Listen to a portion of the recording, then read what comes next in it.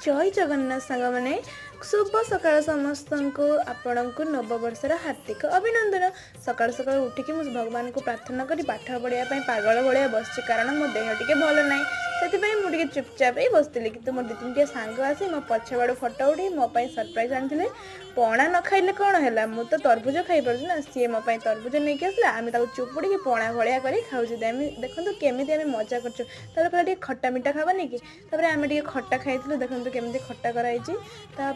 आम घर को मो अजा आसते तो अजा खटा रसा होता कारण तर फेवरेट डिश खटा